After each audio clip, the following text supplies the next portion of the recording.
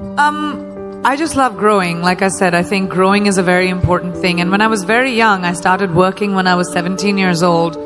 And I remember my mother telling me this really young, that women should be financially independent. It doesn't matter who your father is, it doesn't matter who your husband is going to be, it doesn't matter who your brother is, it doesn't matter who the man in your life is. You need to be responsible for your finances and be financially independent. And that kind of really stuck with me. And as my career expanded, it was really important for me to invest in little things. So once I discovered tech, I have always been a fan of technology. I wanted to be an aeronautical engineer at one point. I wanted to build rockets. I wanted to, go to space. And when I got the opportunity, I remember I was at a dinner for Bumble in New York, and I just thought it was such a cool thing to bring back to India, where women take the first move. To bring it to a country which has a patriarchal sort of society, which actually the world is. The world over is sort of patriarchal, and we as women need to fight to change that, to create that kind of equality, because no one's going to give it to us, and they're going to fight for us to have it. So it started from taking Bumble to India, and then my next investment is this engineering school, which is called Holberton, which was based on Betty Holberton. She was one of the first female engineers in the world. And this school is a peer-to-peer teaching program where you don't have to pay a tuition, and you can pay back your tuition after you graduate and get a job, so that you don't have to worry about, how much schools cost, so that females can actually be a part of engineering. Just think about it this way. All of us consume tech, right? All of you have cell phones. Everyone has computers. We're always online. Digital is such a big part of our lives, but the people creating technology, it's so skewed because it's mostly men. And these are men who decide what we as women need. So we need females to come into engineering. As AI starts coming in, and it's going to be a big part of our lives, can you imagine the artificial intelligence that we are consuming being created by guys? And guys are going to decide what kind of things we like. So we need women to come in and realize that tech is a big part of who we are and who we're going to be and our future.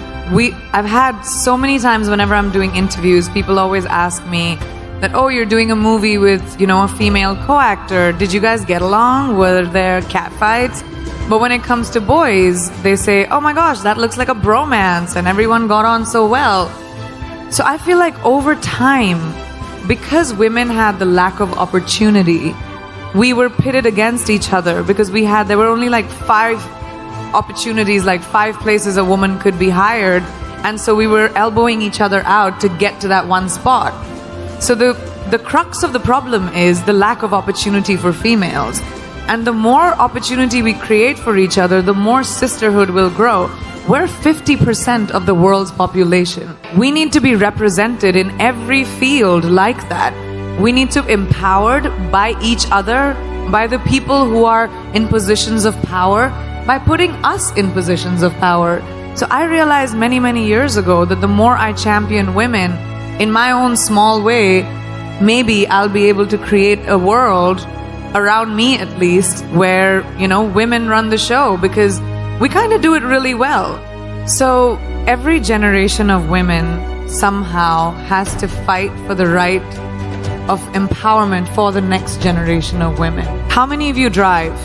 Do you remember there was a time when women couldn't? Today, we don't even think about it, because those women fought for us. So how many of us vote as females? There was a time we couldn't. Now we don't even think about it. So we, as women, everyone in this room and everyone in this world has a responsibility to our future daughter, to our future granddaughter, to change the world in a way where they don't have to think about lack of opportunity. They don't have to think about diversity. Diversity shouldn't even be a conversation. It should be normal. When we look around this room, there's not one kind of person.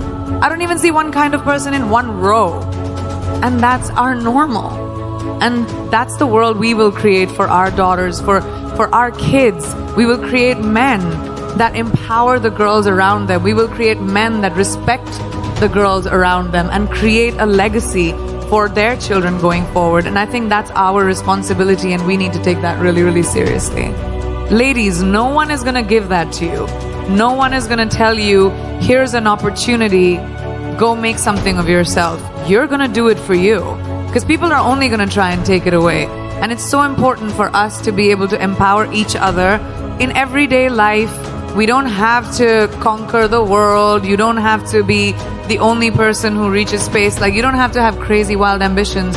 You just have to find your power and to say that, oh, I can do this too.